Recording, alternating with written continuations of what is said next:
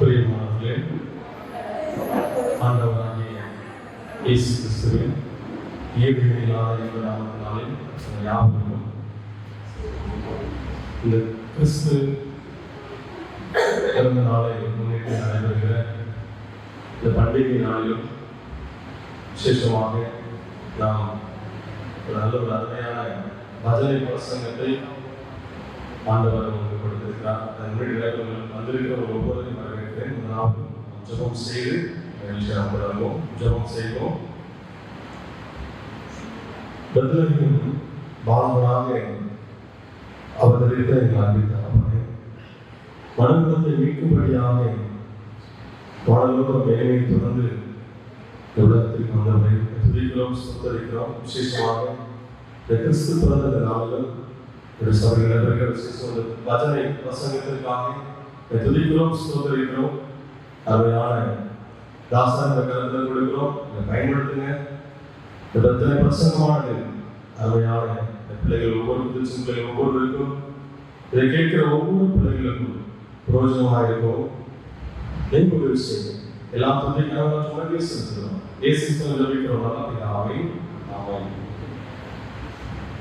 பிரியமானவர்களே, இந்த நாளில் நம்மிடத்தில் வந்திருக்கிற சபை சார்ந்த அருமையான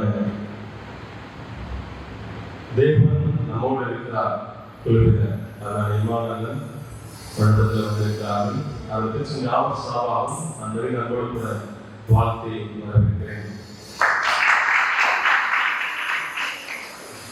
அதே போல இங்கு வந்திருக்கிற அருமையான சகோதரர் ஜூடன் அவர்களுக்கும் வருக அன்போடு வரவேற்கிறேன். அருமையான சாம் அவர்களை நம்மோடு கூட வாழ்த்தி வரவேற்கிறேன். யாரையும் நம்மோடு கூட இந்த பதவி பிரசங்கத்திற்கு வரவேற்பதில்லை மற்ற மகிழ்ச்சி அடைகிறேன். பிரியமானவர்கள் யாவருக்கும் என்னுடைய கிறிஸ்து பிறப்பு இந்த வாழ்த்துக்களை நான் தெரிவித்துக் கொள்கிறேன். இப்பொழுது நம்மிடத்தில் அருமையான சகோதரர் அவர்கள் பதவி பிரசங்கத்தை நடத்தி கொடுப்பார்கள்.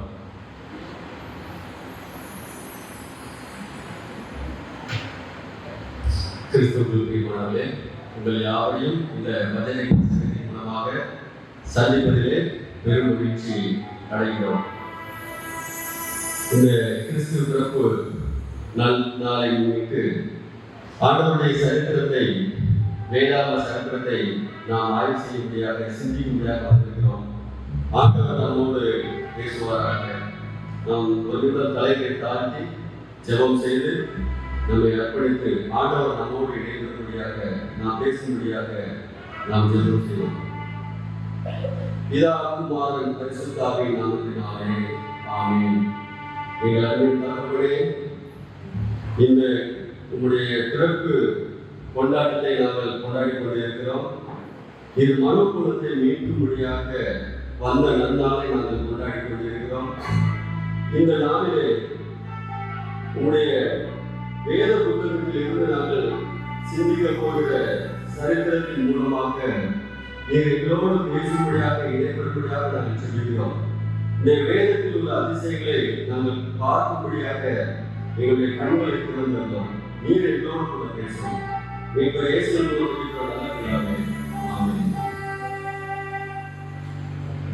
கிறிஸ்துவுக்குள் பிரியமானவர்களே, தேவன் நம்மோடு இருக்கிறார்.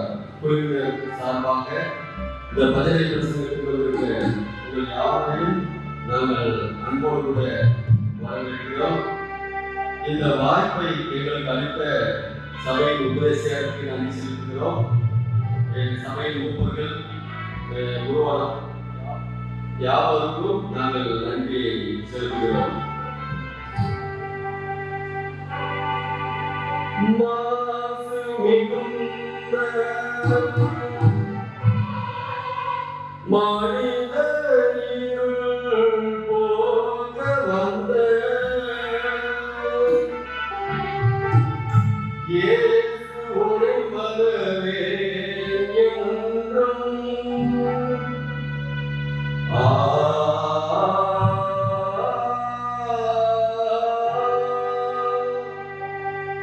கண்ணி வழிவளர்ந்த கற்பகமே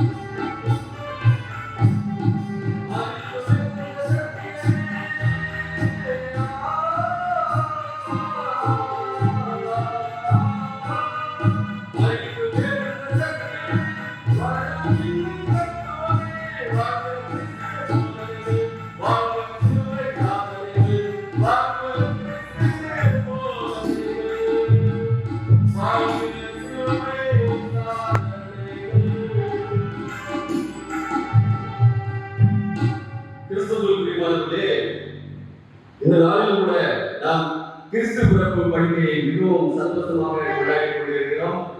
இந்த கவிதையானது, இந்த பாடலானது திருவி கல்யாண சுந்தரனார் என்கிற ஒரு கவிஞர் இயேசு கிறிஸ்துவை பற்றி பாடிய ஒரு பாடல். மிக அருமையான பாடலை பாடியிருக்கிறார். அதைத்தான் நாம் இப்போ கேட்டோம். இந்த பஜனை பிரசங்கத்தின் மூலமாக நாம் எந்த சரித்திரத்தை இன்று தியானிக்க போகிறோம், தியானிப்பதற்கு வந்திருக்கிறோம். இந்த தியானத்துக்கு வந்திருக்கிற உங்கள் எல்லாரையும் நாங்கள் வருக வருக என்று சொல்லி வரவேற்கிறோம். வாருங்கள் சபையோரை வரவேற்கின்றோம் பஜனை பிரசங்கத்திற்கு.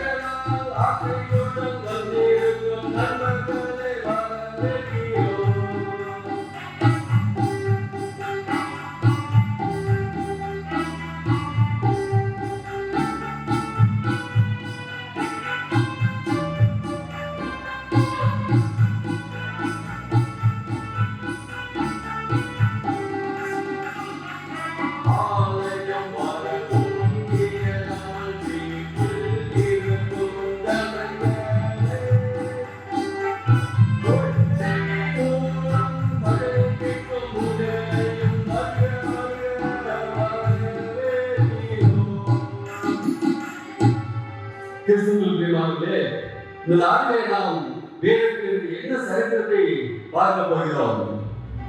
யார் இவர் யார் யாரோ இந்த சரித்திரம் பற்றியோ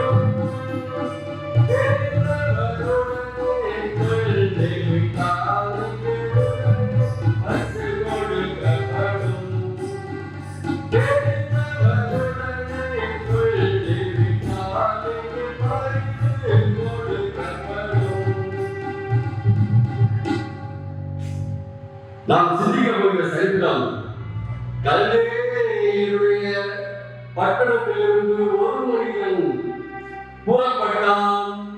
அந்த மனிதன் எங்க ஓடுகிறான்? பாவத்தை ஓடுகிற ஒரு தேசத்தை நோக்கி புறப்பட்டான். யார் அந்த மனிதன்? ஆபிரகாம். வேற யாராவது சரியானது?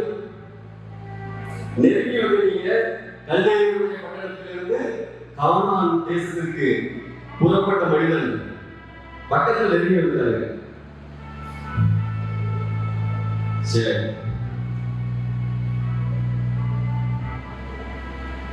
பக்கத்தில் நெருங்கி வந்துட்டாங்க. புறப்பட்ட மனிதன் தேராகு. ஆபிரகாமுடைய அப்பா தன்னுடைய குடும்பத்தை எல்லாம் கூடி நினைச்சுதான் இருந்தாலும் பார்க்கலாம். தேராகு கானான் தேசத்தை நோக்கி புறப்பட்டால் வருகிற இடத்துல நினைச்சுட்டாங்க. ஆரம் அப்படிங்கிற ஒரு இடத்துல தங்கிட்டாங்க. சரி ஐயா, இன்னைக்கு நாம பார்க்க போகிற மனிதன் அவன்தானா? இன்னும் அவனை தாண்டி ஒரு மனிதர் இருக்கிறார். இந்த ஆபிரகாமுடைய வழியிலே வம்சாவளியிலே வரிசையாக மகன் ஈசாக்கு யாக்கோபு இப்படி வந்து கொண்டே இருக்கும் போது இந்த வம்சாவளியிலே ஒரு உத்தரவாதி வருகிறார். ஐயா, அந்த உத்தரவாதி தன்னுடைய சகோதரர்களுக்காக தன்னுடைய உயிரை உத்தரவாதியாக வைத்தார். ஐயா, தன் சகோதரனுக்கு தன்னுடைய உயிரை உத்தரவாக சொல்ல முடியும். யாருக்காவது தெரியுமா? தன்னுடைய சகோதரன் கொல்ல போறாங்க. அப்படிப்பட்ட ஒரு சூழ்நிலை. ஆனா அவனை கொல்ல விடாம நான் பாதுகாப்பு கொண்டு வருவேன் அப்படின்னு சொன்னான்.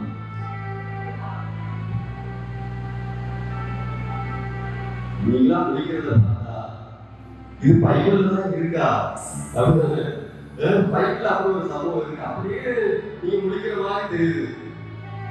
தன்னுடைய சகோதரனை காப்பாற்றி வருவதற்கு நான் உத்தரவாதம் சொல்லி உத்தரவாதம் கொடுத்தான். அப்படின்னு கொண்டு வந்த பரிசத்தை திருப்பி கொண்டு போன போல இருக்கிறான். யாரு? ஆபிரகாம் இல்ல.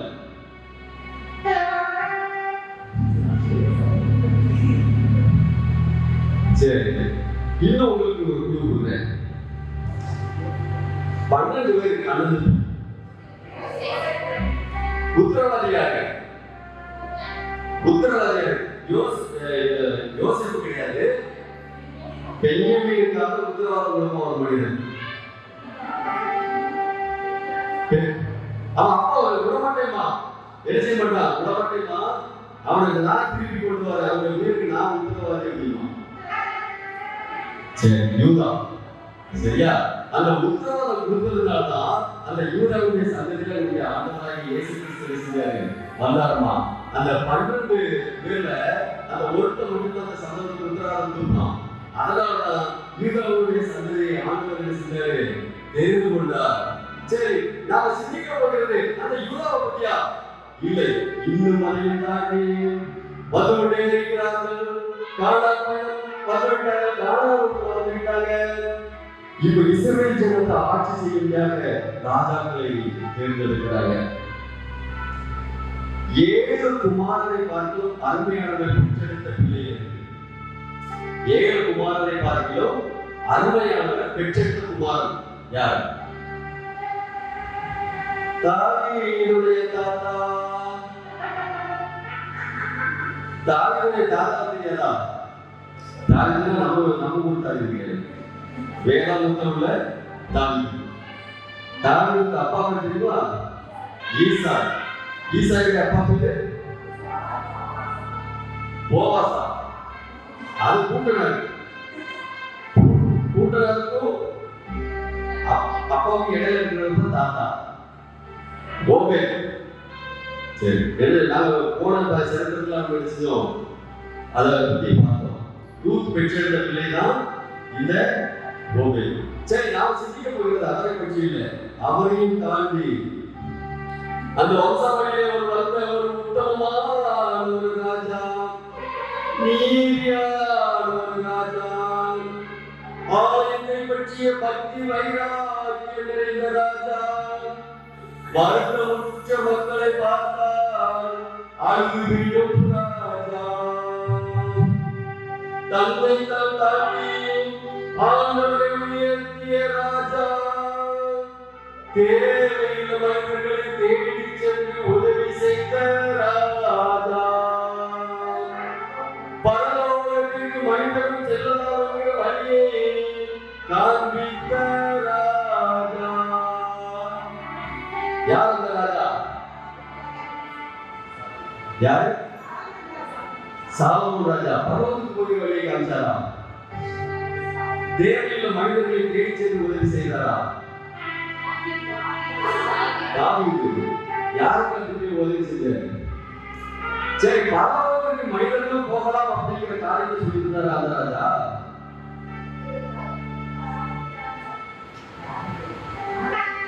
தன்னை தான் தாழ்த்தி ஆண்டவரை உயர்த்திய ராஜா, ஆலயத்தை பற்றி பக்தி வைராக்கியம் இருந்த ராஜா,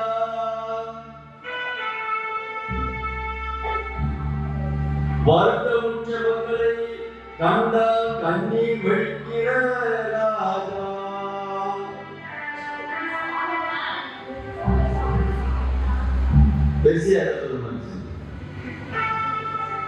சரி, இந்த ராஜாவை பத்தி தான் நாம என்ன செய்ய போறோம்? சிந்திக்க போறோம்.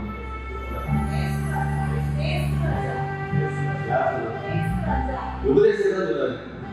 உபதேசத்தை நான் கொண்டு வந்து பரிசா திருப்பி கொண்டு போகணும்னு நினைச்சேன்.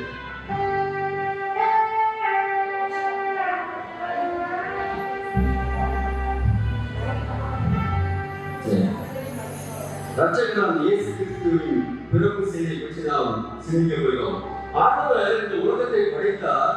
பாவம் செய்கிற மனிதன் அதை விட்டு மீட்கப்பட வேண்டும், அவன் ஒரு பிராயச்சித்தத்தை கொடுக்க வேண்டும் என்பதற்காக பலி செலுத்துகிற முறையை ஆண்டவர் மனிதனுக்கு கொடுத்தார். அவன் செய்கிற பாவத்திற்கு தக்கதாக அதனுடைய பரிகாரம் என்ன என்பதை எல்லாம் பண்ணி கொடுத்தார். ஆனால் மனிதன் என்ன செய்தான்? தான் பாவம் செய்த தகுதிக்கு தகுந்த பலியை செலுத்தி அவனுடைய பாவத்தின் மேல் பாவத்தை பெருக்கிக் கொண்டே போனான். ஆண்டவருக்கு விரோதமாக நடந்து கொண்டான். பாவத்தை செய்துவிட்டு பரிகாரம் செய்கிறான், மறுபடியும் அதே பாவத்தை செய்து கொண்டிருக்கிறான். இதை எல்லாம் ஆண்டவர் பார்க்கிறார். இது ஒரு காரணம் பார்த்து தெரிகிறது. இதிலிருந்து மக்களை எப்படி மீட்பது? ஆறு மார்களின் ரத்தம் அது பரிசுத்தம் உள்ளது அல்லவே, அது பரிசுத்தம் இல்லாத ரத்தம். ஆறு மார்கள் எவ்வளவு அசுத்தமானது! தேவாதி தேவன் பரிசுத்தம் உள்ளவர். அசுத்தம் உள்ள ஒரு மிருகத்தின் ரத்தம் மனிதன் பாவத்தை முழுமையாக நீக்க முடியாது. ஆகையினாலே ஒரு பரிசுத்தமான ரத்தம் தேவைப்பட்டது. ஆண்டவராகிய பிதா ஆதியிலே இவர்கள் திட்டத்தை வகுத்தார். ஒரு குமாரனை, பரிசுத்தமான குமாரனை இந்த உலகத்திலே உருவாக்க வேண்டும் என்று சொல்லி அதற்கு அநேக தீர்க்கதரிசிகள் மூலமாக ஆண்டவர் உரைத்துக் கொண்டே வந்தார். ஏசாயா 9ஆம் அதிகாரத்துல அவர் ஏசாயாவின் மூலமாக தீர்க்கதரிசனம் உரைத்தார். சமாதான காரணர், அதிசயமானவர், ஆலோசனை கர்த்தா என்றெல்லாம் சொல்லி அந்த குமாரனை பற்றி விவரமாக சொன்னார் இல்லையா? இந்த குமாரனை இந்த உலகத்தில் கொண்டு வருவதற்கு திட்டம் வகுத்தார். இந்த பழைய ஏற்பாட்டு புத்தகத்துல பாத்தீங்கன்னா மல்கியா அப்படின்னு சொல்லி ஒரு புத்தகம் இருக்கு, மத்தேயு அப்படின்னு சொல்லி ஒரு புத்தகம் இருக்கு. இந்த மல்கியாவுக்கும் மத்தேயுவுக்கும் இடைப்பட்ட காலம் பாத்தீங்கன்னா 400 வருஷங்கள். இந்த 400 வருஷங்கள் ஆண்டவர் அமைதியாக இருந்த காலம். எந்த தீர்க்கதரிசிகளும் எதை குறித்து பேசாத காலம், அமைதிக்கான காலம். அமைதியாக இருந்து ஒரு திட்டம், பெரிய திட்டம் வகுக்கிறார். அதாவது கன்னியின் வயிற்றில் குமாரனை பிறக்க வைக்க வேண்டும் என்பது ஆண்டவருடைய அனாதை தீர்மானம், அவருடைய திட்டம். அதற்கான பாதைகளை ஆண்டவராகிய பிதா வழிவகுத்துக் கொண்டே இருக்கிறார். தனது குமாரனை இந்த உலகத்தில் பிறக்க வைப்பதற்கு திட்டத்தை வகுக்கிறார். அதற்காக தாவீதின் வம்சத்திலே ஒரு 2 குடும்பத்தை, 2 கோத்திரத்தை என்ன செய்கிறார்? தேர்ந்தெடுக்கிறார்.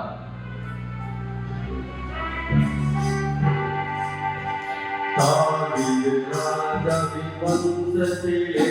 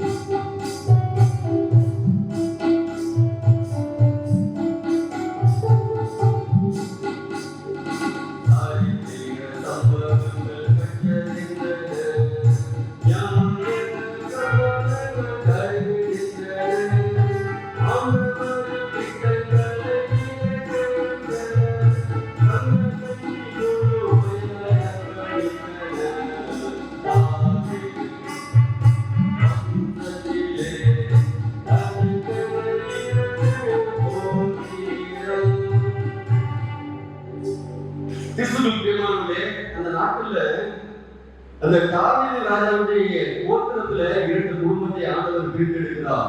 2 குடும்பங்களும் தனித்தனியாக வேறு வேறு இடங்களிலே வாழ்ந்து கொண்டிருக்கிறார்கள். அப்படியே சந்ததி போய்விட்டே இருக்கு. கிட்டத்தட்ட 400 வருஷங்கள் அந்த 2 கோத்திரத்தையும் தனியாக பிரித்தெடுத்து அந்த குடும்பங்களை பக்குவப்படுத்துகிறார். அந்த 2 குடும்பங்களும் இந்த நியாயப்பிரமாண புத்தகம் எல்லாவற்றையும் நன்றாக படித்து ஆராய்ச்சி செய்து வருகிறார்கள். ஆண்டவரை குறித்து மிகவும் உன்னிப்பாக கவனிக்கிறார்கள். ஆண்டவர் பழைய தீர்க்கதரிசிகளிடத்தில் பேசியது, அந்த ஆபிரகாம், யாக்கோபு, ஈசாக்கு என்பவரோடு அவர் இடைப்பட்ட காரியங்கள் எல்லாவற்றையும் நன்றாக அவர்கள் கற்று அறிந்து கொள்பவர்கள் போன்ற 2 கோத்திரம். இப்படிப்பட்ட ஒரு 2 கோத்திரம் தனியாக வந்து கொண்டிருக்கிறது. இந்த கோத்திரத்திலே பாருங்க, இந்த ஆலயத்துல ஊழியம் செய்யணும் அப்படின்னா ஆண்டவர் பரிசுத்தமான ஆசாரிய கூட்டம் என்று சொல்லி வைத்திருக்கிறார். அதுபோல தான் தன்னுடைய குமாரனை அனுப்புவதற்கு ஒரு 2 கோத்திரத்தை பரிசுத்தமாக பிரித்தெடுத்து கொண்டு வருகிறார்.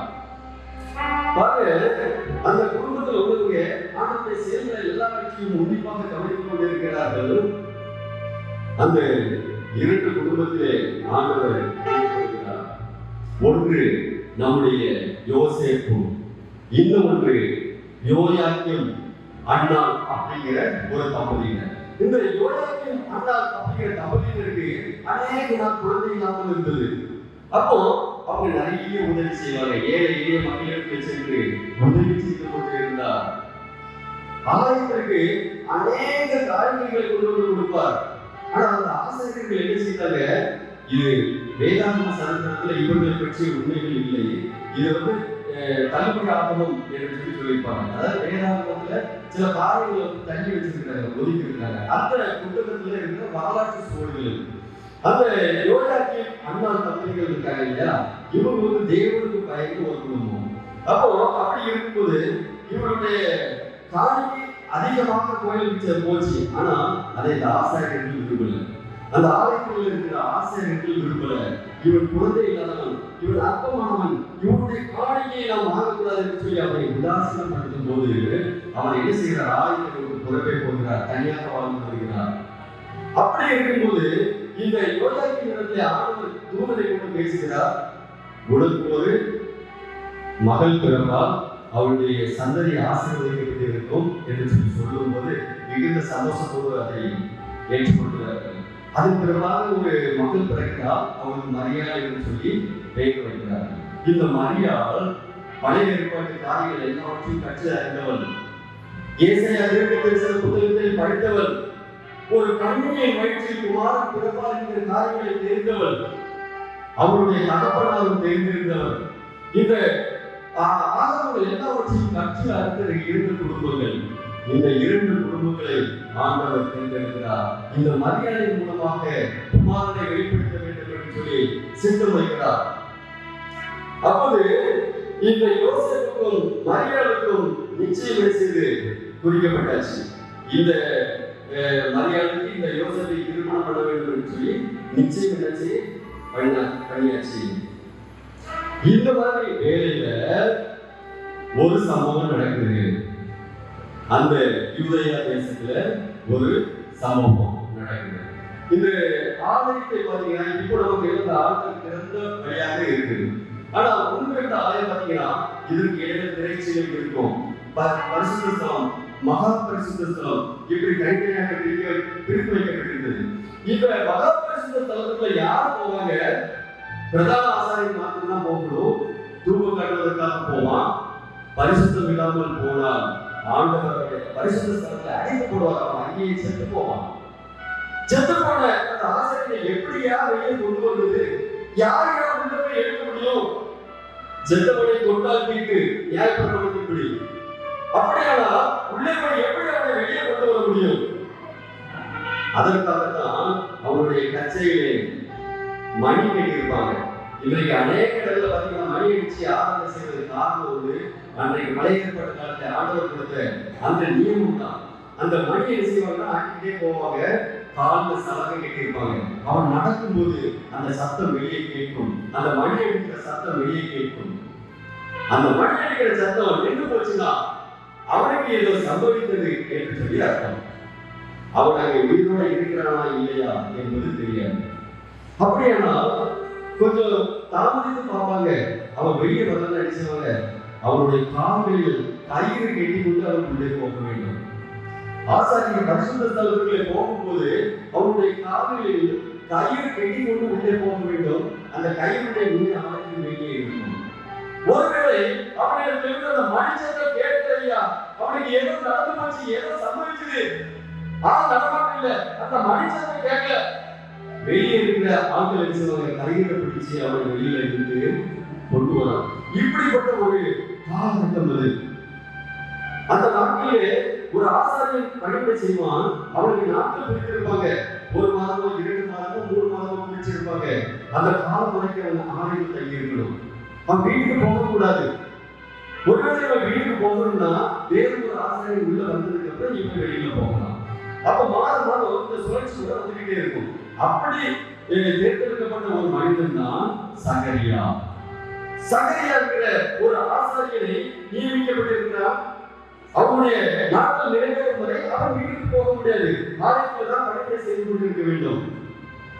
ஒருமுறை இந்த தாவீது பாருங்க, சவுலுக்கு பயந்து போகும்போது தேவாலயத்தில் போய் அவனோட இந்த மக்கள் எல்லாம் வாலிபெல்லாம் செய்வாங்க, பசியா இருப்பாங்க.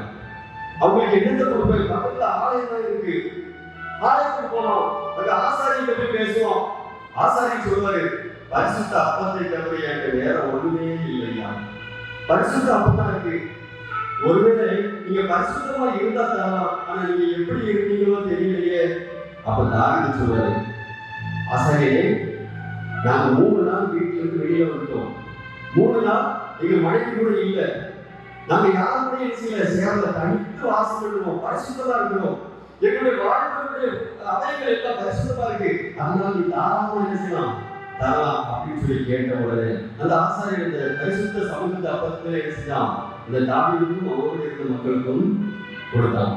இப்படி ஆலயமானது மிக பரிசுத்தமானது. ஆலயத்துக்குள்ள பிரவேசிக்கிறவர்கள் பரிசுத்தமாக இருக்க வேண்டும். ஆசாரியர் மிக பரிசுத்தமானவராக இருக்க வேண்டும். தன்னை பரிசுத்தம் பண்ணி கொண்டுதான் பிரதான ஸ்தலத்துக்கு என்ன செய்யணும், போகணும்.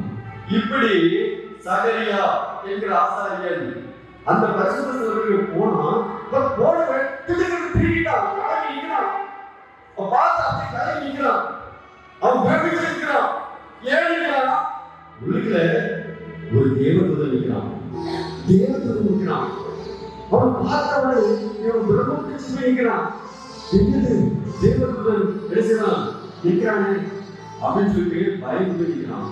தேவதூதன் சொன்னான், பயப்படாத, திகையாத, கலங்காத அப்படின்னு சொல்லிட்டு என்ன செய்யலாம், ஆராதனை செய்யும் போதுதான் ஆண்டவரை நோக்கி, பிதாவை நோக்கி, ஆண்டவரே, நான் குழந்தை இல்லாமல் இருக்கிறேனே, இதை ஏற்ற மாட்டீங்களா? நான் உடைய ஆலயத்தில் காரியங்கள் எல்லாவற்றிலும் நான் உறுதுணையாக இருக்கிறேனே, எனக்கு குழந்தை பாக்கியம் தர மாட்டீங்களா இந்த வேண்டுதலோடு அவன் பணி செய்து கொண்டே இருக்கிறான். அந்த தேவதூதன் சொல்கிறான், பயப்படாதே, உன் வேண்டுதல் கேட்கப்பட்டது, உன் கண்ணீரை ஏற்ற வேளையிலே முந்தைய மனைவி செய்வா, ஒரு குமாரனை சட்டம் வைப்பாள், ஒரு குமாரன் பெறுவான், அவனுக்கு யோவான் என்று பெயர். உடனே அவன் சொன்னான், அது எப்படி? நான் வயசாகிறேன், என் மனைவி கிளம்பியா இருக்கிறாளே அப்படின்னு சொன்னான். ஏற்ற சமயத்தில் நடந்த போகிற காரியங்களை நான் சொன்னேன். நான் யாரும் தெரியுமா? ஆண்டவருடைய சன்னிதானத்தில் இருக்கிற காரியல் தூதன். இந்த தூதர்கள்ல 3 கூட்டம் வந்து பாருங்க. கேப்ரியல், மிகாவேல், லூசிபர் அப்படி 3 கூட்டம் இருக்குது. கேப்ரியல் இருக்கிறார்ல, இந்த கேப்ரியலுக்கு என்ன வேலை தெரியுமா? நல்ல செய்தியை ஃபுல்லா கொண்டு எல்லாருமே அறியுமா. ஆண்டவர் எங்கெல்லாம் நற்செய்தி அறிவிக்க சொல்றாரோ அங்கெல்லாம் நற்செய்தி அறிவிக்கிற வேலை இந்த காரியல் தூதனுடைய வேலை. இந்த மிகாவேல் இருக்கிறார்ல, அவனுக்கு பேர் சங்காரம். அழிச்சிட்டு வந்தா அப்படியே எவ்வளவு கூட்டம் போய் அழிச்சிட்டு வந்துடும். இது அந்த மிகாவேல் தூதனுடைய வேலை. லூசிபர் அப்படின்னு ஒரு தூதன் இருந்தான். இந்த ரெண்டு பேருக்கும் மேற்பட்ட தூதன். அவங்களோட பயங்கர வல்லமை உண்டு. ஆனா அவங்க பெருமை இருந்துச்சு. இந்த ஆண்டவரை என்னுடைய சிங்காசனத்தை உயர்த்துவேன் என்று சொல்லி அவர் பெருமை கொண்ட போது ஆண்டவர் அவரை என்ன செய்தார்? கீழே தள்ளி விட்டார். ஆகையினாலே அவன் தள்ளப்பட்ட போது இன்றைக்கு அநேக கெட்ட காரியங்களை நம்முடைய மத்தியில் செய்கிற எல்லாம் இந்த லூசிபருடைய வேலைதான். ஆண்டவர் நம்மை தேர்ந்தெடுக்கிறார் என்றால், நம்மை கேட்டுக்கொண்டார் என்றால், இந்த லூசிபர் ஆகிய அந்த கூட்டம் என்ன செய்து நம்மிடத்தில் வந்து நம்மை பலவீனப்படுத்த, நம்மை குற்றப்படுத்த, நம்மை அழிப்பதற்கு என்னெல்லாம் செய்யணுமோ அதை எல்லாத்தையும் அந்த லூசிபர் தூதர்கள் கூட்டம் நம்ம இடத்துல செய்யும். இப்படி இந்த கேப்ரியல் சொல்றா, நான் எங்க இருந்து வர தெரியுமா? ஆண்டவருடைய சன்னிதானத்தில் இருந்து வருகிற கேப்ரியல் தூதன். ஏற்ற சமயத்தில் நடக்கிற சம்பவங்களை நான் வந்து சொன்னேன், நீ நம்பல. நீ இன்னிலிருந்து உன்னுடைய வாயை திறக்க மாட்டாய். இந்த சம்பவம் நடைபெறும் வரை உன்னுடைய வாய் என்ன செய்யப்பட்டிருக்கும்?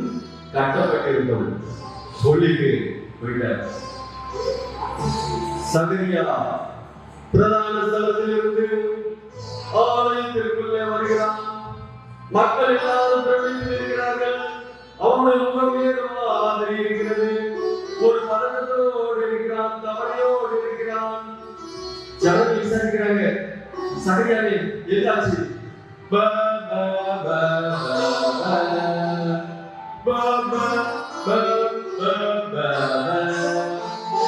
வேற ஒன்றும் அவன் வாயிலிருந்து வரல.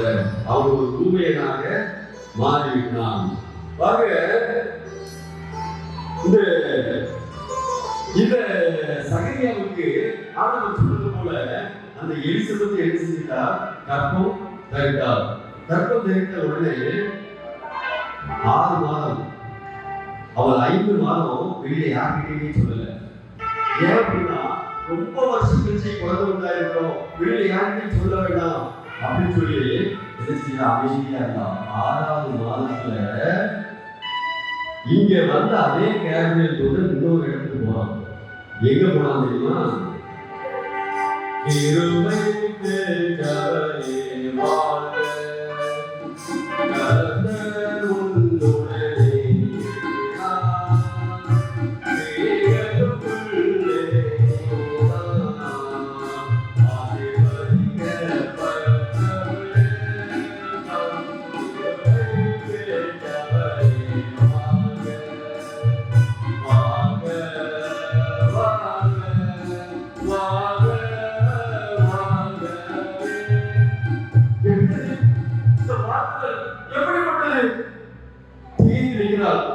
சந்தேகப்படல. ஏன் அப்படின்னா, கண்ணியை வயிற்றில் குமாரன் பிறப்பாக என்பது அவளுக்கு தெரியும். ஆனா அது நானும் இருக்குமோ? இந்த உலகம் என்ன நினைக்கும்? புருஷனை அறியாதவர்கள் கர்ப்பமானால் அதற்கு பெயர் விபச்சாரம். நியாயப்பிரமாணத்தின்படி அப்படிப்பட்ட பெண் கல்லிலிருந்து கொல்லப்பட வேண்டும். புருஷனை அறியலே, இது எப்படி ஆகுமோ, இந்த வார்த்தைகள் எப்படிப்பட்டதோ என்று சொல்லி தனக்குள்ளே திகைத்து நிற்கிறான். மரியாதை பயப்படாதே, நீ தேவனிடத்தில் பெற்றாய்.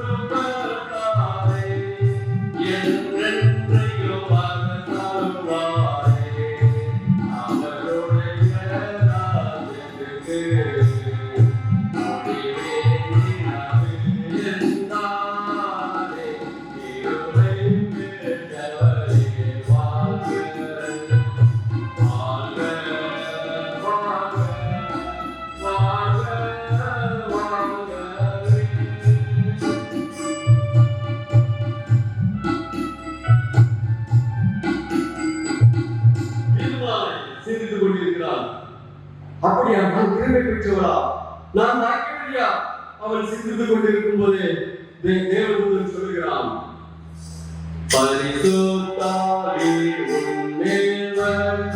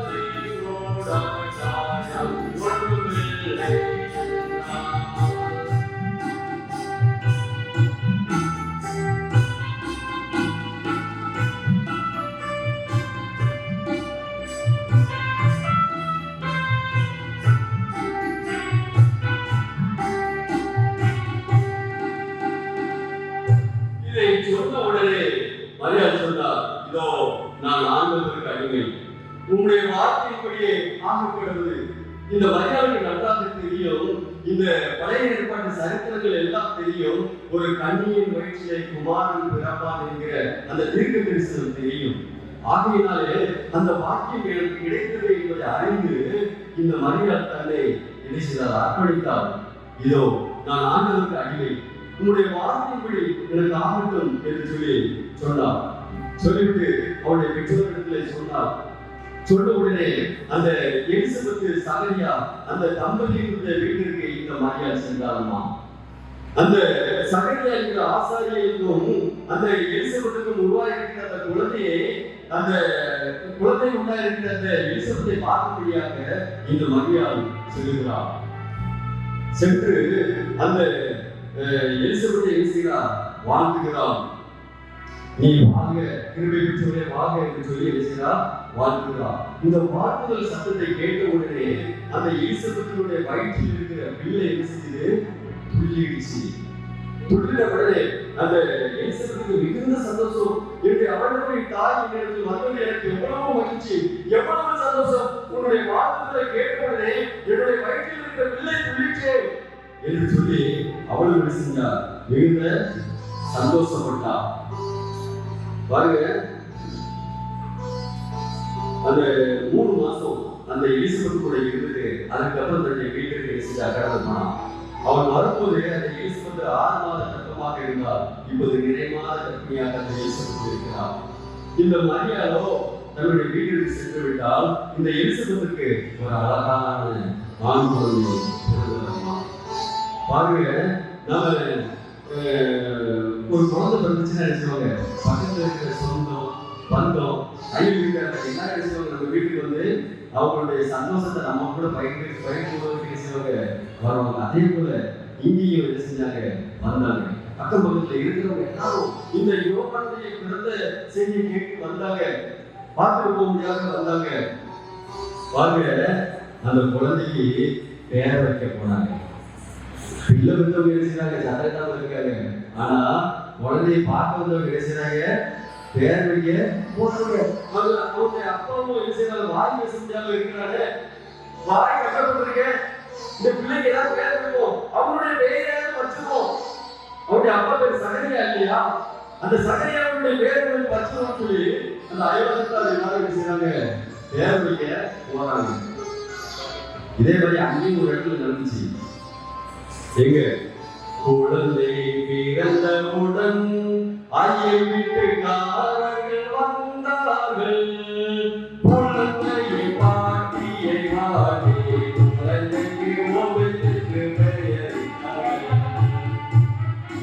குழந்தையை பாட்டியை வாடி குழந்தைக்கு ஓவியத்துக்கு பெயரிட்டார்கள்.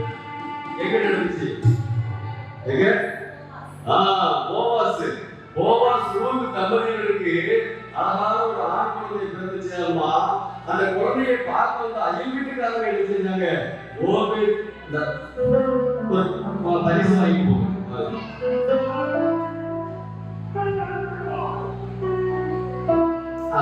குழந்தையை பார்த்து வந்து அயல் வீட்டுக்காரங்க என்ன செஞ்சாங்க? பாட்டியை வாழ்ந்து குழந்தைக்கு பேர் வச்சுட்டு போனாங்க. இங்க இந்த சகரியா அந்த எலிசபெத்துடைய தம்பதிகளுக்கு குழந்தை பிறந்திருக்கு. அதை பார்க்க வந்த எல்லாரும் அதுக்கு சகரியாவுக்கு பேர் வைக்க போனாங்க. உடனே அந்த எலிசபெத்து சொன்னா, இல்ல இல்ல அப்படி இல்ல, இந்த குழந்தைக்கு யோவான் என்று பேரு. யோவான் உன்னுடைய உறவின் மேல் யாருமே அப்படி பேர் கிடையாது. யோவான் இதுவரைக்கும் யாருமே பேர் கிடையாது. நீ என்ன பேர் சொல்ற? சரி இவனை விடுங்க, அவருடைய அப்பாவை கூப்பிடுங்க, அந்த குழந்தைய அப்பாவை கூப்பிடுங்க. அப்பாவை கூப்பிட்டாங்க. அப்பா வந்தாரு, சரி விடுறாரு. உன் குழந்தைக்கு என்ன பேர் வைக்க போற? அவன் எழுத்து பலகையை தாங்க சொல்லி கேட்டான். எழுத்து பலகையை கொடுத்தாங்க. எழுத்து பலகை எழுதுனான் யோவான். யோவான் சொல்லி எழுதி கொடுத்தான். இதுதான் ஆச்சரியம். இவன் சொல்றா பேர் அதே மாதிரி சொல்றாரு அப்படின்னு சொல்லி ஆச்சரியப்பட்டாங்க. அந்த நேரத்தில் தானே அந்த சகரியாவுடைய வாய்கள் கட்டமைக்கப்பட்டு மறுபடியுமாக பேச தொடங்கினார். ஆண்டவரை மகிமைப்படுத்தினார். ஆண்டவருக்கு நன்றி செலுத்தினார். இந்த சகரியை எல்லாம் பார்த்த அந்த அக்கபக்கத்தில் எல்லாரும் மிகுந்த ஒரு பரபரப்பு, ஒரு திகிலோடு இருந்தாங்க. இந்த குழந்தை எப்படிப்பட்டதோ, இப்படிப்பட்ட ஒரு அர்த்தம் நடக்கிறது என்று சொல்லி ரொம்ப அந்த குழந்தையை பற்றி ஒரு பயத்திருக்கிறவர்களாக காணப்பட்டார்கள். இந்த சமயத்திலே அந்த அந்த ஏகவர்கள் எல்லாருக்கும் ஒரு பயம் உண்டாயிடுச்சு. இப்படிப்பட்ட ஒரு அதிசயமான குழந்தை நம்ம பிறந்திருக்கு அப்படின்னு சொல்லி. இப்போ யோசேப்புக்கு இந்த மரியா கர்ப்பமான செய்தி தெரிவிக்கப்பட்டது இல்லையா? இந்த மரியா கர்ப்பமாக இருக்கிறார் என்று சொல்லி அந்த யோசேப்புக்கு தெரிவிக்கப்பட்டது. இந்த யோசேப்பு யாரு? அவனும் ஆண்டவருடைய திட்டத்தின்படி பக்குவப்படுத்தப்பட்ட ஒரு மனிதன் தான். அவன் தாவீது வம்சத்தில் வந்த ஒரு மனிதன் தான். இந்த பழைய ஏற்பாட்டு ஆகமங்கள், ஏசாயா தீர்க்கதரிசனங்கள் எல்லாவற்றையும் படித்தவன் தான். கன்னியின் வயிற்றில் குமாரன் பிறப்பார் என்கிற செய்தியை அறிந்தவன் தான் அந்த யோசேப்பு. ஆனால் இவருடைய எண்ணமெல்லாம் அந்த தீர்க்கதரிசனத்தின் மீது இல்லை. நமக்கு நியமிக்கப்பட்ட ஒரு கன்னி கர்ப்பமாக இருக்கிறாளே, எப்படி ஏற்றுக்கொள்வது? இந்த உலகம் என்ன சொல்லும் என்று சொல்லி அவன் திகிலடைந்து கொண்டிருக்கிறான். வேதாவும் சொல்லுது, அவன் நீதிமான். அவன் ஒரு உத்தரவு தான். அவளை அசிங்கப்படுத்துவதற்கு அவன் நினைக்கவில்லை. ஆனால் அந்த ஒரு அழுக்கை தன் மீது சுமந்து கொள்ள விருப்பம் இல்லாமல் அவளை எப்படியாவது ரகசியமாக தள்ளிவிடலாம் என்று சொல்லி திட்டம் போட்டு கொண்டிருக்கிறான்.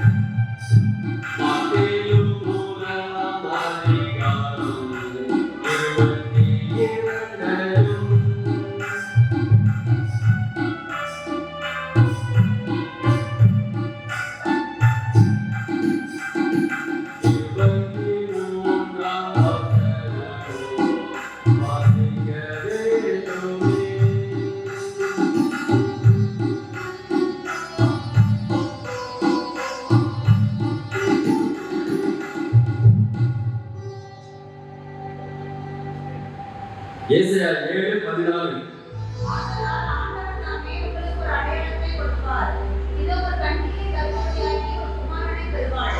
அவருக்கு இம்மானுவேல் என்று பெயரிடுவார்.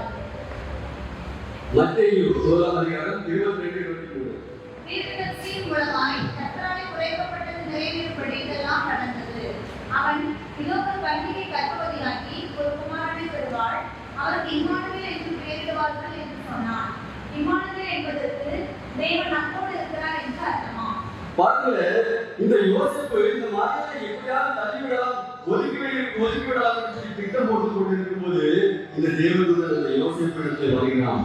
வந்து, நீ வாசிச்சிருக்கல, ஏசாயா தீர்க்கதரிசனம் வாசிச்சிருக்கல, அங்க ஏசாயா என்ன சொன்னாரு? ஏசாயா தீர்க்கதரிசி என்ன சொன்னாரு?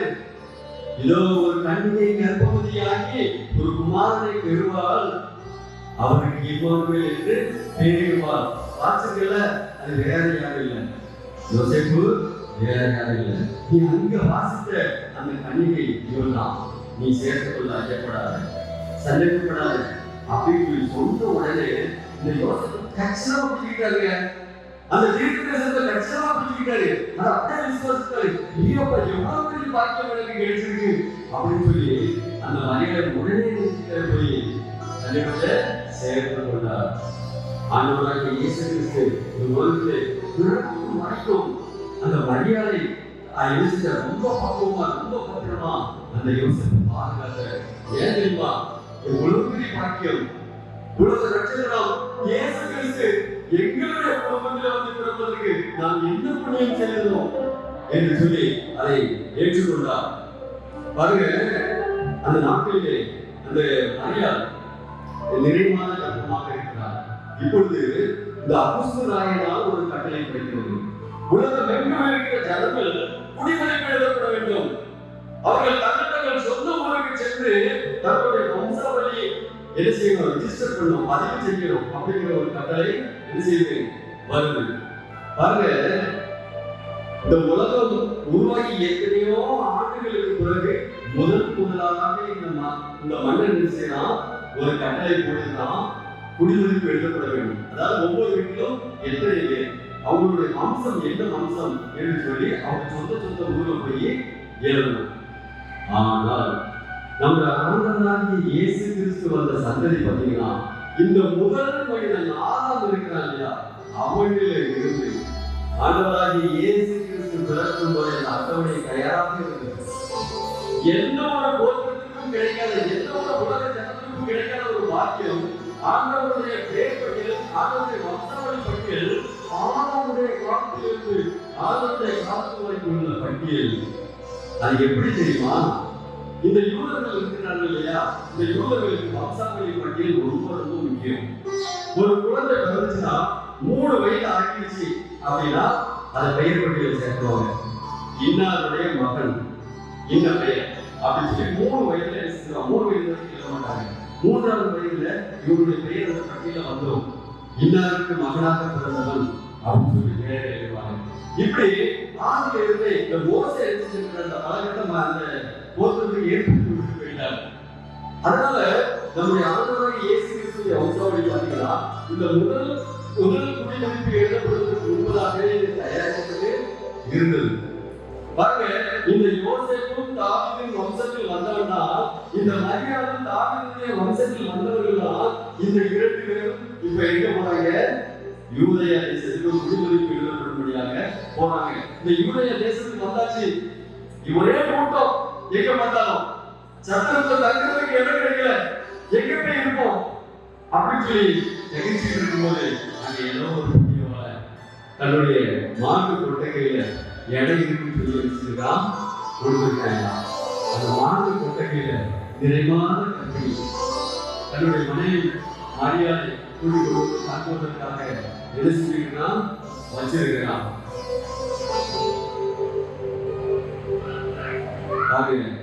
அப்போ அந்த இக்கட்டான சூழலை தங்குவதற்கு சரியான இடம் இல்லை. மாட்டு கொட்டகை, குளிர் நேரம்.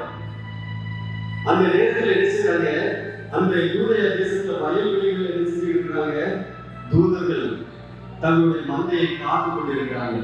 இரவு நேரத்துல தங்களுடைய ஆடுகளை அந்த இதுல அடைத்து விட்டு மந்தைகளை காத்து கொண்டிருக்கிறார்கள். நல்ல இரவு நேரம். அந்த இரவு நேரத்திலேயே இங்கே மரியாளுக்கு ஒரு குழந்தை, அழகான ஒரு ஆண் குழந்தை பிறக்கிறோமா. அந்த குழந்தை பிறந்த பொழுதே அந்த மரியாள் என்ன செய்கிறார், அந்த குழந்தையை என்ன செய்கிறார், ஒரு துணியிலே சுற்றி முன்னணை. முன்னணை தெரியுமா? முன்னணை முன்னணை முன்னணைனா என்னது? மாட்டு மாட்டு கொட்டகை. அந்த மாடு சத்தமா சொல்லுங்க. மாட்டு தொழுவத்துல முன்னணைன்னு ஒரு இடம் இருக்கு.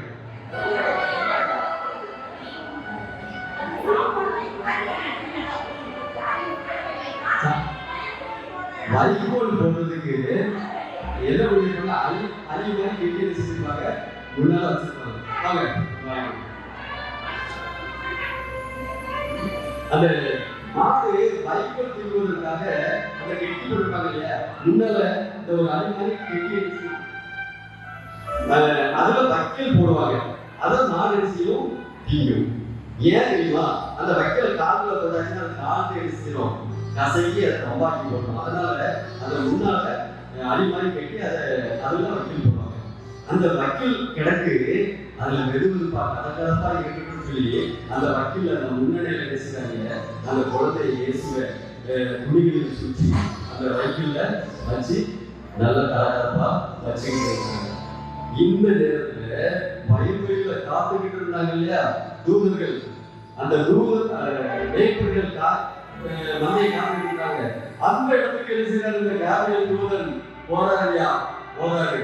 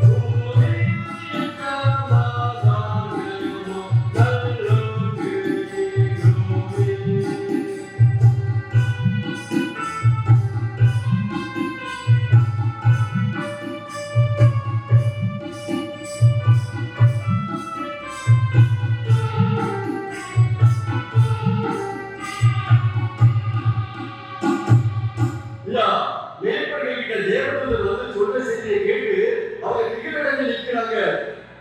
அவங்க சொல்லுகிற சங்கதியெல்லாம் கேட்டு அப்படியே பயந்து நிற்கிறாங்க.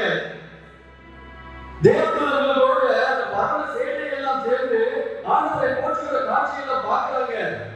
பார்த்த மேய்ப்பர்கள் இது என்ன என்று பார்ப்போம் வாருங்கள், பெத்லகேம்ல தான் சொல்றாங்க, தாவீதின் ஊர்ல பெத்லகேம்ல இப்படி ஒரு குழந்தை பிறந்திருக்காங்க.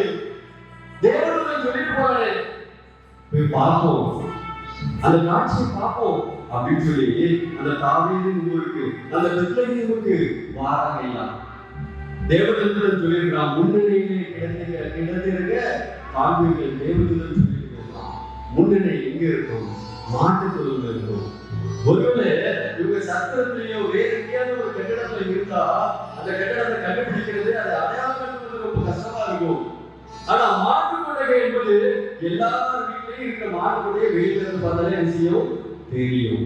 இந்த வேய்பர்கள் வாராங்க, பெத்லகேம் ஊருக்குள்ள வாராங்க, வந்து ஒவ்வொரு மாட்டு கொட்டகையா பார்க்கறாங்க, தேடி பார்க்கறாங்க.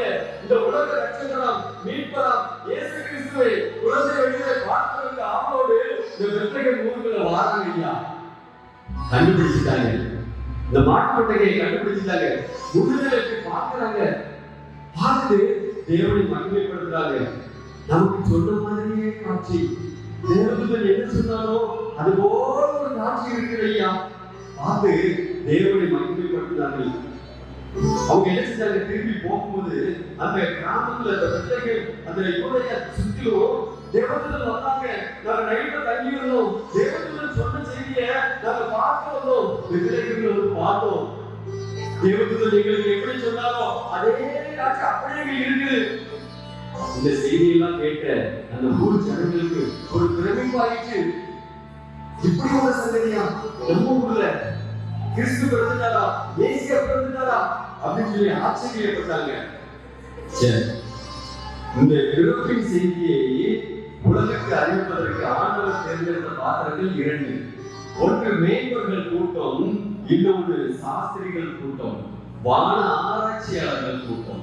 இந்த மேய்ப்பர்களை ஏன் தேர்ந்தெடுத்தா, இந்த மேய்ப்பர்கள் எங்கெல்லாம் போறாங்க அங்கெல்லாம் அந்த செய்தியை சொல்லிட்டே போவாங்க. மேய்ப்பர்கள் கிராமம் கிராமம் பேர் சொல்லிட்டே இருப்பாங்க. போகிற இடத்துல எல்லாம் அந்த செய்தியை சொல்லுவாங்க. கிறிஸ்து பிறந்திருக்கிறார், உலகத்தில் ரட்சகர் பிறந்திருக்கிறார் என்று சொல்லி இந்த மேய்ப்பர்கள் சொல்லிட்டே போவாங்க. ஏழை எளிய பாமர மக்களிடத்தில் இந்த செய்தி சொல்லிட்டே இருக்கும். இன்னொரு கூட்டத்தை ஆண்டவர் தேர்ந்தெடுத்தார். அது மேற்கட்டு மக்கள், இந்த அரசாங்க அதிகாரிகள், அரசாங்க பதிவேடுகளில் எல்லாம் வர வேண்டும் என்பதற்காக ஒரு மேற்கட்டு ஒரு குடும்பத்தை ஒரு குழுவையும் ஆண்டவர் தேர்ந்தெடுத்தார். வான ஆராய்ச்சியாளர்கள். இந்த வான ஆராய்ச்சியாளர்கள் என்ன பண்ணுவாங்கன்னா, இந்த வானத்தில் இருக்கிற நட்சத்திரங்கள், கோள்கள், இவைகள் எல்லாவற்றையும் ஆராய்ச்சி செய்து கொண்டே இருப்பாங்க. இதுதான் அவங்களுக்கு வேலை. அந்த வானத்துல ஏதாவது வித்தியாசமா நடக்குதா அப்படின்னு பார்ப்பாங்க. அப்படி பார்க்கும்போது ஒரு நாள் கிழக்க, இந்த எருசலேமுக்கு கிழக்க அவங்க தூர தேசத்துல அந்த சாஸ்திரிகள் வானத்தை ஆராய்ச்சி செய்து கொண்டிருக்கும் போது ஒரு வித்தியாசமான ஒரு நட்சத்திரம். அந்த நட்சத்திரத்தை பார்க்கும்போது அவங்களுக்கு ஏதோ ஒரு காட்சி ஆண்டவர் சொல்ல வருவது தெரிகிறது. ராஜா பிறந்திருக்கிறார், ஒரு ராஜா பிறந்தால்தான் இப்படிப்பட்ட ஒரு நட்சத்திரம் வானத்தில் போடும் என்கிற ஒரு செய்தி அவருடைய ஞானத்திலே உதிக்கிறது. அப்படியானால் இந்த நட்சத்திரத்தை எங்கெங்கெல்லாம் நகர்கிறதோ அங்கெல்லாம் அப்படி போகிறாங்க. இந்த நட்சத்திரம் போய்கொண்டே இருக்கிறது. சாதாரணமாக நம்முடைய கண்களால் பார்த்தால் அது தெரியாது. ஆனால் அவர்கள் தொலைநோக்கியை வைத்து பார்க்கும்போது அந்த நட்சத்திரம் நகருகிறது. அந்த நகர்கிற காட்சியை கண்டவுடன் இந்த ஆராய்ச்சியாளர்கள், இந்த சாஸ்திரிகள் 3 பேரும் அந்த நட்சத்திரம் சொல்லுகிற திசையை நோக்கி நகருகிறார்கள், வந்துகிட்டே இருக்கிறார்கள். நட்சத்திரம் எங்கே போகிறது? நாம் போவோம், ஏதோ ஒரு செய்தியை நட்சத்திரம் நமக்கு சொல்லுகிறது, நாம் கண்டுபிடிப்போம் என்று சொல்லி அந்த சாஸ்திரிகளும் நகர ஆரம்பித்தார்கள். 3 சாஸ்திரிகள் சேர்ந்து 3 அந்த வான ஆராய்ச்சியாளர்கள் நகர ஆரம்பித்தார்கள். சென்று கொண்டே இருக்கிறார்கள். வருகிறது யூதேயா தேசம் வருகிறது.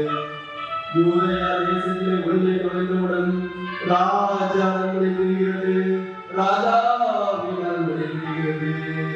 இதோ இந்த அரண்மனையில் ஒரு ராஜா பிறந்திருக்கலாம், வாருங்கள் உள்ளே செல்வோம். அங்கே ஏதோ ராஜாவிடத்தில் சென்று யூதருக்கு ராஜாவாக பிறந்திருக்கிறார் எங்கே அறிந்து கொள்ள முடியாத வந்தோம். இந்த ராஜாவுக்கு ஒரே ஷாக் ஆயிடுச்சு. இன்னொரு நாம ராஜாவாக இருக்கும்போது நம்ம வீட்டுல எது குழந்தை பிறக்கல, இன்னொரு ராஜாவா, அதுவும் யூதருக்கு ராஜாவா, நமக்கு போட்டியாகவா?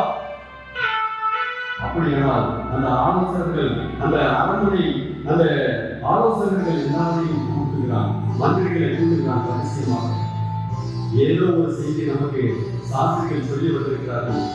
இந்த விஞ்ஞானிகள், இந்த ஆராய்ச்சியாளர்கள் ஏதோ ஒன்றை நமக்கு சொல்ல வந்திருக்கிறாங்க.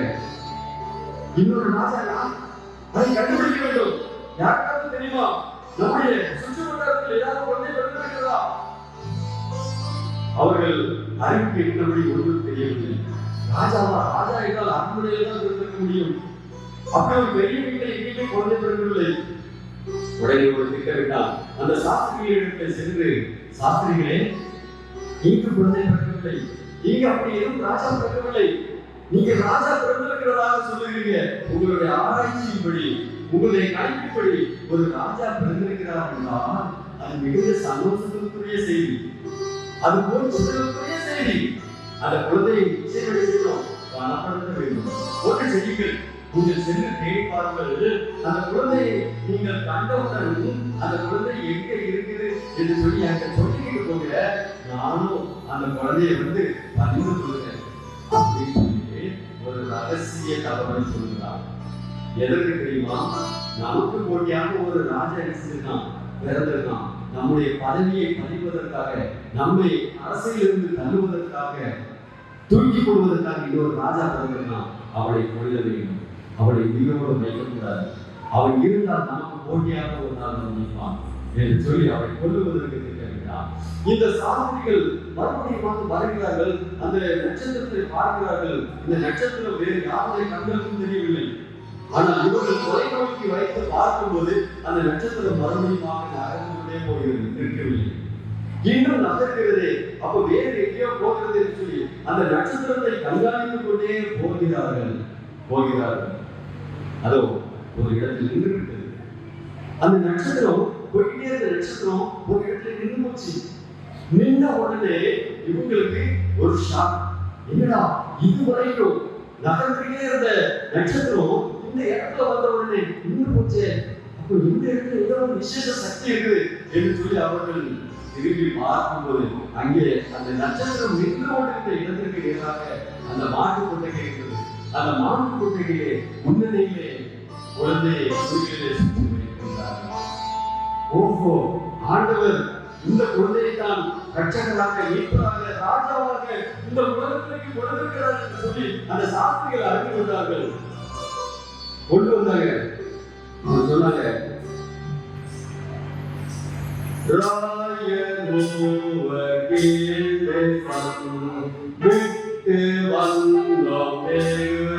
வந்தோம் கையில் காணி கைகள் கொண்டு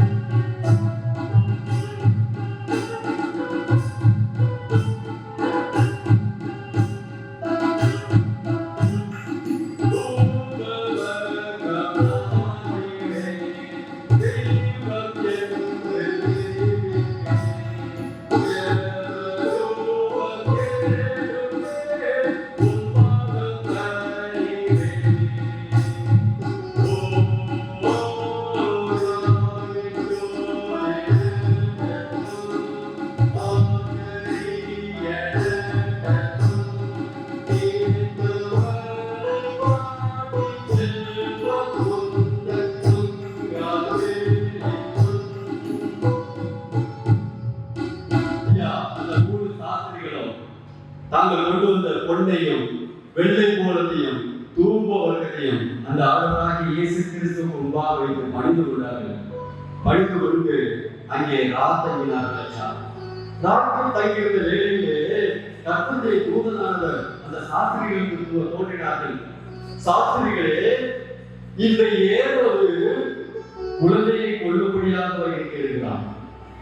இந்த யூதேயா தேசத்தின் அதிபதியாகிய ராஜாவாகிய அந்த ஏரோது இந்த குழந்தையை கொல்வதற்கு வழி செய்கிறான். ஆகினாலே நீங்க வந்த வழியா போகாதீங்க, அந்த அரண்மனைக்கு போகாதீங்க, ஏரோது பார்க்காதீங்க, நீங்க வேறு வழியாய் திரும்பி போங்க என்று சொல்லி அந்த சாஸ்திரிகளுக்கு தேவதூதன் கட்டளையிட்டார். அவர்கள் கீழ்ப்படிந்து வேறு வழியாக தங்களுடைய நாட்டிற்கு சென்றார்கள். இப்பொழுது இந்த ஏரோது இந்த சாஸ்திரிகளை எதிர்பார்த்துக் கொண்டிருக்கிறார். ஏன் எதிர்பார்த்துக் கொண்டிருக்கிறார்? எனக்கு போட்டியாக வந்த ராஜாவை கொல்ல வேண்டும், அவன் எங்கே பிறந்திருக்கிறான் என்று சொல்லி நான் அறிந்து கொள்ள வேண்டும். இந்த சாஸ்திரிகள் திரும்பி வருவார்கள், என்னிடத்தில் வந்து சொல்லி செல்வார்கள் என்று சொல்லி அவனோடு பார்த்து கொண்டிருக்கிறான். வரவில்லை. இந்த சாஸ்திரிகள் ஏரோதை பார்ப்பதற்கு வரவில்லை. இந்த ராஜா ஏமாற்ற முடிந்தார். இந்த சாஸ்திரிகள் என்னை ஏமாற்றிவிட்டார்கள். ஆனால் நான் சும்மா விட மாட்டேன். இந்த சாஸ்திரிகள் சொன்னதில் கட்டாயம் உண்மை இருக்கும். ஏதோ ராஜா இங்கே பிறந்திருக்கிறான் என்று சொல்லி நம்முடைய அரசனை கூட்டி ஒரு முடிவெடுத்தான். நம்முடைய பட்டணத்தில் இருக்கிற அனைத்து 2 வயதுக்கு உட்பட்ட குழந்தைகளை கொல்லும்படியாக என்ன செய்யலாம்? ஏதோ ஒரு துணிகரமான ஒரு கொலை செய்வதற்கு திட்டமிட்டான். அப்பொழுது ஆண்டவர் யோசேப்பின் தரிசனங்களை தோன்றினார். தோன்றி குழந்தையை எடுத்துக்கொண்டு நீ எகிப்துக்கு போய்விடு. குழந்தையை கொல்வதற்கு இந்த ஏரோது திட்டம் போடுகிறான். இந்த குழந்தையை எடுத்துக்கொண்டு நீ எகிப்துக்கு சென்று விடு. பாருங்கள், நம்முடைய வேதாகம சரித்திரத்திலே நாம் அநேக சம்பவங்களை பார்க்கிறோம். ஒரு ஆபத்து என்று சொல்லி வரும்போது ஆண்டவர் அவர்களுக்கு ஒரு இடத்தை வைத்திருக்கிறார், எகிப்து. அந்த எகிப்தை பற்றி வேதாகமம் சொல்லுகிறது, அது அடிமைத்தனத்தின் வீடு என்று சொல்லி சொல்கிறது. ஆனால் சில நேரங்களிலே நம்மை அந்த அடிமைத்தனத்துக்குள்ளாகத்தான் அழைத்து செல்கிறார். கிறிஸ்துவில் பிரியமானவர்களே, நமக்கு பாடுகள் வரும்போது ஆண்டவரை நோக்கி, ஆண்டவரே எனக்கு ஏன் இந்த பாடுகள், எனக்கு ஏன் இந்த உபத்திரவம் என்று சொல்லி நாம் என்ன செய்கிறோம்? அழுகிறோம் இல்லையா? முறையிடுகிறோம் இல்லையா? ஆனால் தேவனிடத்தில் அன்பு கூறுகிறவர்களுக்கு சகலமும் நன்மைக்கு ஏதுவாகவே நடக்கிறது. நாம் குறுகிய பார்வை உள்ளவர்கள், நம்மால் தொலைதூர பார்வை பார்க்க முடியாது, நமக்கு பின் சந்ததிகளை நாம் பார்க்க முடியாது. ஆனால் நமக்கு பின் 1000 தலைமுறைகளையும் ஆண்டவரால் பார்க்க முடியும். நம்முடைய வாழ்நாள் முழுவதும் எப்படி இருக்கும் என்பதும் ஆண்டவருடைய பார்வைக்கு தெரியும். பாருங்க, ஆபிரகாம் எகிப்துக்கு போனான், ஈசாக்கு எகிப்துக்கு போனார், யாக்கோபு அவருடைய சந்ததி எகிப்துக்கு போய் 400 வருடங்களுக்கு அடிமையாக இருந்தது. இப்பொழுது இந்த உலகத்தை ரட்சிக்கும்படியாக, மீட்கும்படியாக, பாவிகளை மீட்கும்படியாக ஒரு பரிசுத்த மனிதன், பரிசுத்த தேவனுடைய வித்து இந்த உலகத்தில் வந்திருக்கிறது. ஆனால் இப்பொழுது பாருங்கள், அந்த பரிசுத்தமான குழந்தையை எகிப்துக்குள்ளாக பார்க்க வேண்டிய ஒரு சூழ்நிலை. அந்த குழந்தையை எடுத்துக்கொண்டு அதனுடைய பெற்றோர் யோசேப்பு மரியாளும் எகிப்தை நோக்கி செல்கிறார்கள், எகிப்துக்கு செல்கிறார்கள். நான் பாருங்க, இந்த எகிப்துக்கு செல்வதற்கு முன்பாக இந்த குழந்தையை பிரதிஷ்டை பண்ணும்படியாக என்ன செய்யறாங்க? ஆலயத்துக்கு எடுத்துக்கொண்டு போறாங்க. இந்த ஆலயத்துக்கு போகும்போது இந்த ஆலயத்துல ஒரு நீதிமான் இருக்கிறார். தேவனை மிகவும் நேசிக்கக்கூடிய ஒரு நீதிமான் இருக்கிறாரு. தேவன் மீது ஒரு பக்தி வைராக்கியம் கொண்ட ஒரு நீதிமான் இருக்கிறாரு. அவர் பேர் சிமியோன். அவர்கிட்ட ஆண்டவர் பேசுறாரு, நீ ஆலயத்துக்கு போ. ஏன் தெரியுமா? இந்த சிமியோன்ட்ட ஆண்டவர் ஏற்கனவே பேசி இருப்பாரு, கர்த்தராகிய கிறிஸ்துவை காணும் நீ மறிக்க மாட்டாய், நீ கர்த்தராகிய கிறிஸ்துவை கண்ட பின்னால் மறிப்பாய் என்று சொல்லி தீர்க்கதரிசனமாக சொல்லியிருந்தாரு. இப்போ இந்த சிமியோனுக்கு ஆகிய ஒரு உந்துதல், நீ ஆலயத்துக்கு போ என்று சொல்லி ஒரு உந்துதல். இந்த சிமியோன் ஆலயத்திற்கு வருகிறாரு. இந்த குழந்தை இயேசுவை எடுத்துக்கொண்டு யோசேப்பு மரியாள் ஆலயத்திற்கு வருகிறாங்க. வரும்போது இந்த குழந்தையை அந்த சிமியோன் பார்க்கிறார். பார்த்த உடனே அந்த குழந்தையை வாங்கி அப்படியே உயிரை எடுத்துக்கொண்டு அவர் சொல்லுகிறார், ஐயா கண்டேன் என் கண்குளிர கர்த்தரை இன்று கண்டேன் என் கண்குளிர கொண்டாடும் விண்ணோர்கள் கோமாளி கையிலே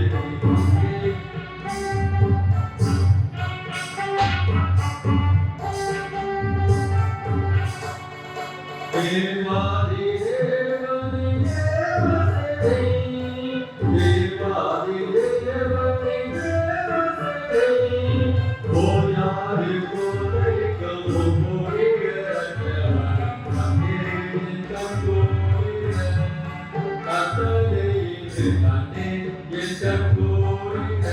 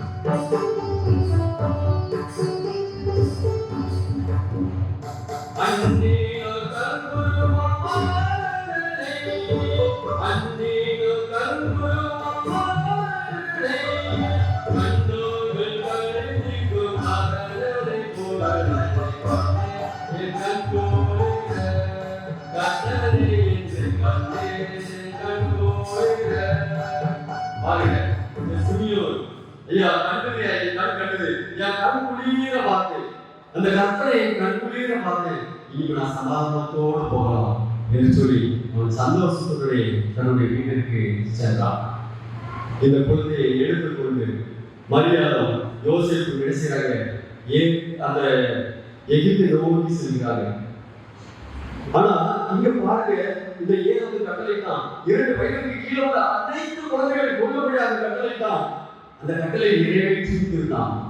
ராமாவிலே பெரிய புலங்கள் உண்டாகும் என்று சொல்கிற அந்த தீர்க்கதரிசியுடைய வார்த்தை இந்த நாளிலே நிறைவேற்றி இந்த கிறிஸ்துவை, இந்த கிறிஸ்துவ குழந்தையை எடுத்துக்கொண்டு மரியாதை யோசேப்பு எகிப்துக்கு போனாங்க. ஐயா, இந்த 7 ஒரு நாள் மறைத்து போனான்.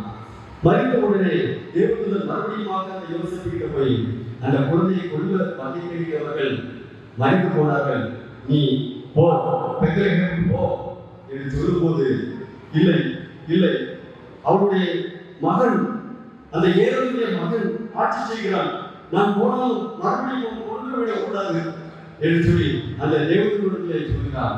இல்லை இல்லை, நீ போ, ஒன்று நடக்காது, நீ போ என்று சொல்லி அந்த தேவதூதன் அவரை பலப்படுத்தி அவரை மறுபடியும் இந்த நாசரேத்துக்கு, இந்த யூதேயா தேசத்திற்கு அந்த குழந்தை இயேசுவை கொண்டு வர செய்தான். ஆண்டவராகிய இயேசு கிறிஸ்து இந்த உலகத்திலே நம்முடைய பாவங்களை மன்னிக்கும்படியாக, பாவத்திலே இருக்கிற ஜனங்களை மீட்கும்படியாக, நமக்கு ஒரு மறுபடியும் ஒரு புது வாழ்வு கொடுக்கும்படியாக இந்த மண்ணுலகில் இறங்கி வந்தார். விண்ணுலகை விட்டு இந்த மண்ணுலகில் குழந்தையாக, ஒரு பாலகனாக உருவெடுத்து வந்தார். யாருக்காக? நமக்காக. அவர்களுடைய பாவங்களை மீட்பதற்காக பிறந்ததினால் நாம் அவரை கொண்டாடுகிறோம். இன்றைக்கும் உலகம் முழுவதிலும் அவருடைய பிறந்த நாளை கொண்டாடுவதற்கு காரணம் என்ன? தன்னுடைய பரிசுத்த ரத்தத்தை ஒரு பாவமற்ற தன்னுடைய ரத்தத்தை நமக்காக சிந்தும்படியாக இந்த உலகத்தில் குழந்தையாக வந்து நம்மோடு நம்மளாக மக்களோடு மக்களாக வாழ்ந்து நம்மை போல ஒரு பாடுள்ள மனிதனாக இருந்து பாடுகளை அனுபவித்து துன்பங்களை அனுபவித்து நம்முடைய கஷ்டங்களை எல்லாம் நம்மோடு கூட இருந்து உணர்ந்து இந்த உலகத்திலே வாழ்ந்தார். கடைசியிலே தன்னுடைய ரத்தத்தை பலியாக சிலுவையிலே பலியாக ஒப்பு கொடுத்தார். யாருக்காக? நமக்காக, நமக்கு ரட்சிப்பு உண்டாக்கும்படியாக, பாவத்தில் இருந்து நம்மை மீட்கும்படியாக ஆண்டவராகிய பிதா குமாரனை இந்த உலகத்திற்கு அனுப்பினார். அவர் தன்னுடைய சித்தத்தை நிறைவேற்றினார். கிறிஸ்துவில் பிரியமானவர்களே, இன்றைக்கு நாம் எல்லாரும் அவருடைய பிறப்பை கொண்டாடுகிறோம். அன்றைக்கு பெத்லகேமிலே பிறந்த ஆண்டவராகிய இயேசு கிறிஸ்து இன்றைக்கு நம்முடைய எல்லாருடைய இல்லத்திலும் உள்ளத்திலும் பிறந்திருக்கிறாரா? அவர் நம்மிடத்திலே ஆளுகை செய்கிறாரா? நம்மோடு கூட இருக்கிறாரா என்பதை நாம் சிந்தித்து பார்க்க வேண்டும். ஆண்டவர் சொல்கிறார், நீங்கள் என்னை மறந்தால் நானும் உங்களை மறந்து விடுவேன், நீங்கள் என்னை பிடித்துக் கொண்டால் நானும் பிடித்துக் கொள்வேன். ஆண்டவர் நம்மை கட்டாயப்படுத்தி கரப்பிடிக்கிறவர் அல்ல, நம்மை பாதுகாக்கிறவர், நமக்காக தன்னுடைய ஜீவனை கொடுத்தவர். ஆனால் நாம் ஆண்டவரை நோக்கி போனால் ஆண்டவர் நம்மை கரம்பிடித்து வழிநடத்துவதற்கு ஏற்றவராக இருக்கிறார். ஒரு நாளும் ஒரு கட்டாயப்படுத்தி நம்முடைய கரத்தை பிடிக்கிறவர் அல்லவே அல்ல. ஆகையினால் கிறிஸ்துவுக்கு பிரியமானவர்களே, இந்த நாளிலே நாம் ஆண்டவரை பிடித்துக் கொள்வோம். நம்மை மீட்பதற்காக இந்த உலகத்தில் உள்ள பாவத்தில் இருந்து நம்மை மீட்கும்படியாக ஆண்டவராகிய கர்த்தர் தம்முடைய குமாரனை இந்த உலகத்திற்கு அனுப்பி கொடுத்தார். தன்னுடைய பரிசுத்தமான ரத்தத்தை சிலுவையிலே நமக்காக கொடுத்தார். அந்த ஆண்டவராகிய இயேசு கிறிஸ்து நம் அனைவருடைய உள்ளத்திலும் பிறந்தால் நம்முடைய வாழ்க்கையும் மகிழ்ச்சியாக இருக்கும், சந்தோஷமாக இருக்கும். அப்படிப்பட்ட சந்தோஷத்தை ஆண்டவராக நம்ம ஒவ்வொருவருக்கும் தருவாராக.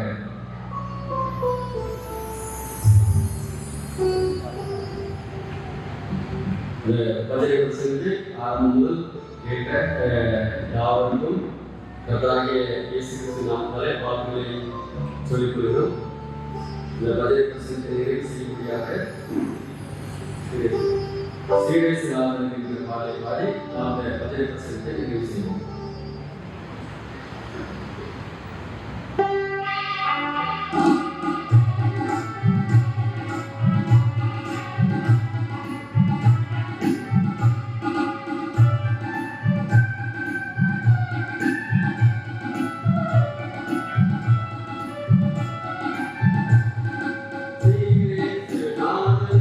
ஜெய மங்களம்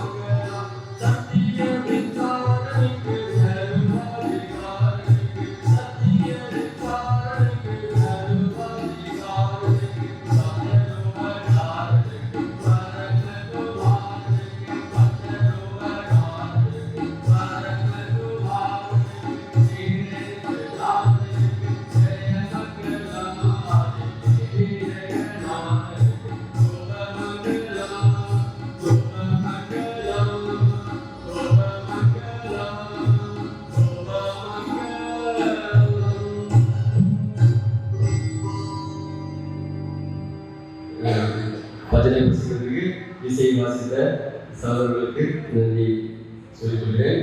வீடியோ எடுத்த மற்றும் இதற்காக ஒத்துழைத்த அனைவருக்கும் நன்றி செலுத்துகிறோம். கர்த்தராக நம்மை ஆசீர்வதிப்பாராக.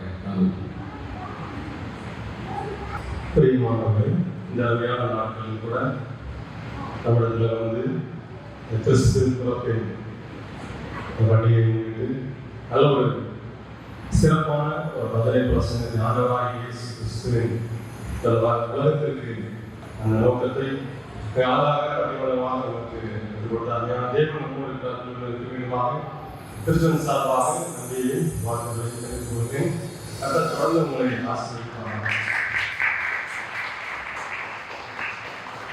இதேபோல நீங்களும் பல பணிகளுக்கு மத்தியிலும் நேரத்தை ஒதுக்கி இந்த நாட்களில் கூட அந்த ஒவ்வொருவருக்கும் நன்றியை தெரிவித்துக் கொள்கிறோம்.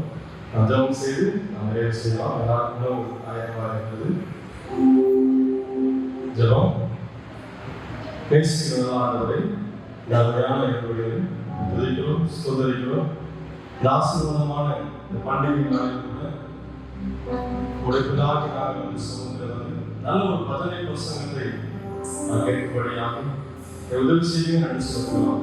அந்த அருமையான ஆசிரியர்களை ஜெபிக்கிறோம். அருமையான அவர்கள் இன்னும் வளர்மையாக பயன்படுத்தக்கூடிய ஜெபிக்கிறோம்.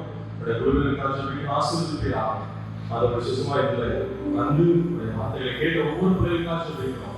அந்த விதைகள் அதனுடைய வாழ்க்கையை அந்த மக்களை நல்ல நலன் கொடுக்க உதவி செய்ய முடியாது சொல்லிக்கிறோம். தொடர்ந்து இந்த பண்டிகை ஆசீர்வாதம் ஒவ்வொருடைய குடும்பத்திலும் ஒவ்வொருடைய இல்லத்திலும் எடுத்திருக்க முடியாது சொல்லிக்கிறோம். விசேஷமாக இந்த இரவிலும் சொல்கிறோம். இந்த இரவுகள் எல்லாம் அறிமுகத்தில் உட்படுகிறோம். வருகிற புது வருடத்திற்காக சொல்லிக்கிறோம். 2026 ஆண்டை தேவையான ஒவ்வொரு குடும்பங்களுக்கும் இந்த திருச்சபைக்கும் ஆசீர்வாதம் கொடுக்க முடியாது சொல்லிக்கிறோம். சொல்கிறோம் உங்களை கருத்து கொடுக்கிறோம். இயேசு ஜெபிக்கிறோம். நல்ல நம்முடைய கர்த்தராகிய இயேசு கிறிஸ்துவின் கிருபையும் பிதாவாகிய அன்பும் பரிசுத்த ஆவியின் ஐக்கியமும் அவருக்குள் இருப்பதாக.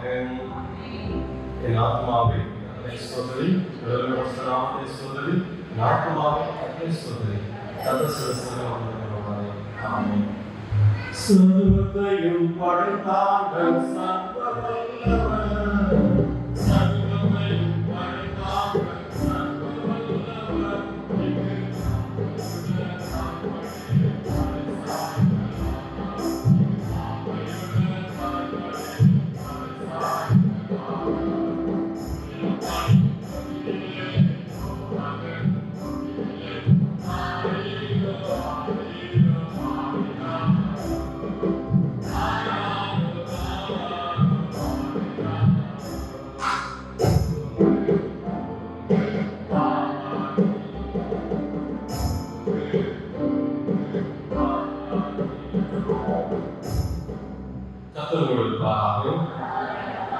தெய்வஸ்மான் செல்வார்கள்.